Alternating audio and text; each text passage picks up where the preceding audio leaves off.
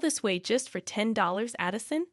That's surprisingly petty of you, she retorted, clearly reluctant to part with the cash. I had anticipated this reaction, knowing Susanna's track record of not repaying me on numerous occasions before. You've said that before, but you never followed through. You currently owe me over $100. Enough is enough, I stated firmly, feeling a hint of frustration.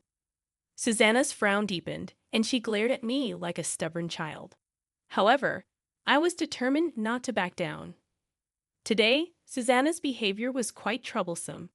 Whether it was hitching a ride to the station when I was heading to work or conveniently forgetting her wallet during shopping trips, her antics seemed endless. Confronting her about it only resulted in childish sulking, with her trying to shift the blame onto me by mentioning Johnny's income and implying I was overly frugal. It was beyond frustrating. If only she could act like a normal friend instead of this.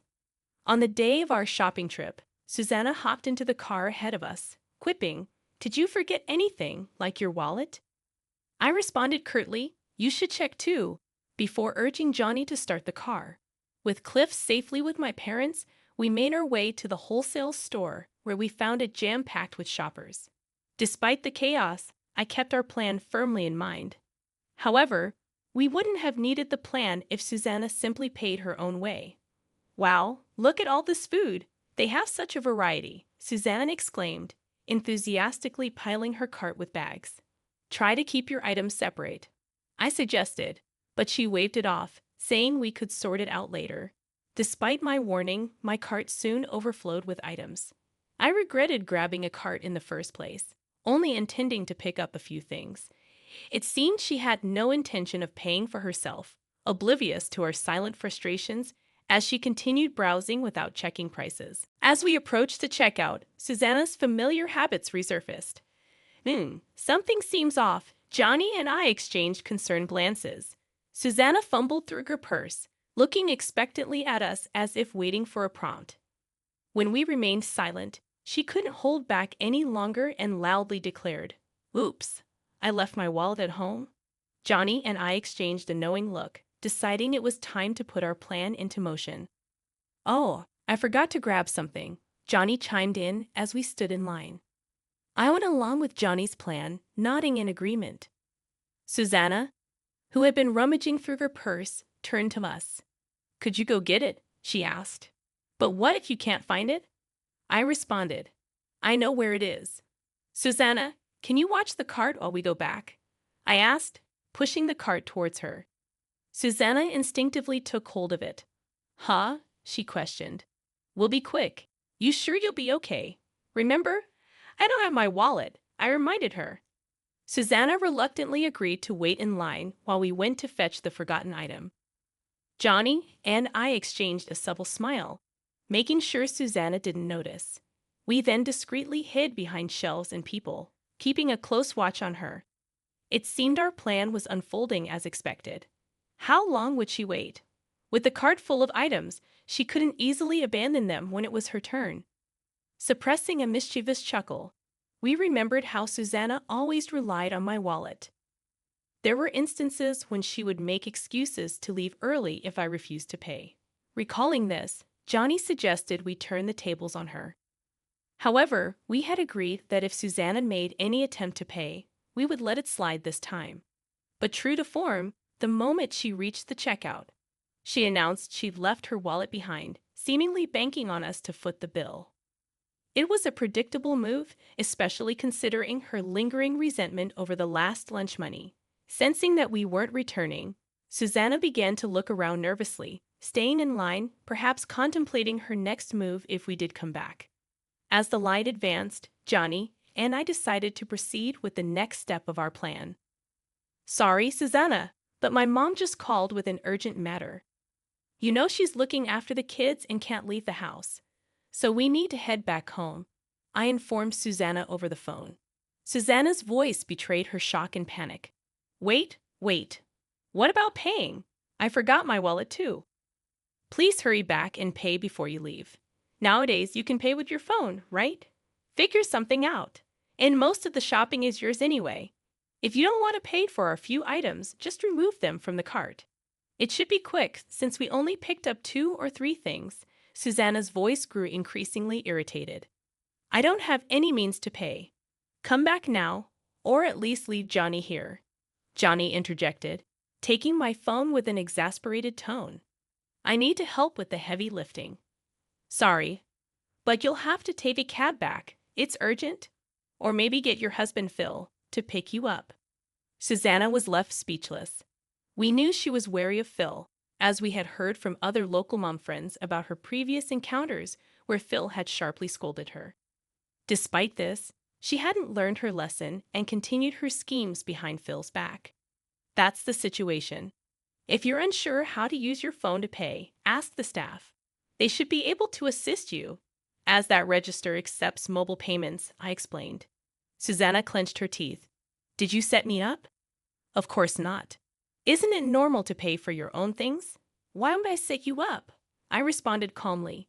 Susanna fell silent, visibly frustrated. We ended the call with her and drove off, imagining Susanna causing a scene at the register, sharing a laugh. The following day, Susanna showed up at my doorstep, clearly still upset about what happened the day before. After enduring several rounds of persistent doorbell ringing, I reluctantly answered. There she stood, her face flushed with anger. It was awful to leave me stranded like that. I demand compensation, she declared, her tone leaving me skeptical. As she launched into a tirade about the events of the previous day, claiming she had panicked and insisting I owed her double the amount, I couldn't help but raise an eyebrow at her demand. Did you even pay for our items? She questioned angrily, seemingly oblivious to the absurdity of her own words. Why would I pay for your shopping? I responded incredulously, causing Susanna's fury to intensify. You only covered your own purchases. Why the sudden anger? I feigned innocence, but Susanna's frustration reached a boiling point. Being left behind was deeply upsetting. It caused me emotional distress. You should reimburse me for the shopping, the taxi fare, and the inconvenience. After all, you invited me to join you, she insisted, twisting the story to suit her narrative, frowning at her unreasonable demands, especially her attempt to shift blame onto us by portraying herself as an innocent victim. I couldn't help but feel absurd for even entertaining this conversation. Susanna's audacity left me astounded. Unfazed by my reaction, Susanna issued a threat. If you refuse to pay, I'll spread rumors about you to the neighbors. Think about the consequences for your fancy house. Pay up if you want to avoid that. Confronted with Susanna's unreasonable ultimatum, I realized it was time to reassess our relationship. Just then, a familiar voice broke the tension. At the sound of it, Susanna's face drained of color, and she swiftly turned around. There stood Johnny and Phil, engaged in conversation as they strolled together. What's going on? Phil inquired, sensing the tension in the air. Oh, it's about yesterday, Johnny began, shooting Susanna a meaningful glance. When I mentioned that, he trailed off, leaving Phil curious. Johnny proceeded to recount the events of their trip to the wholesale store with Susanna and how they had to leave abruptly due to an unforeseen circumstance. Unfortunately, we didn't manage to buy anything in the end, Johnny concluded, sharing a chuckle with Phil. That's too bad. Phil remarked with a sympathetic smile, unaware of the tension that had transpired.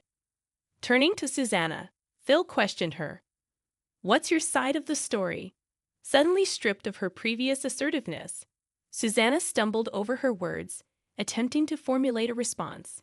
Sensing her discomfort, I decided to fill Phil in on Susanna's demands from earlier, noting how deeply hurt she had seemed.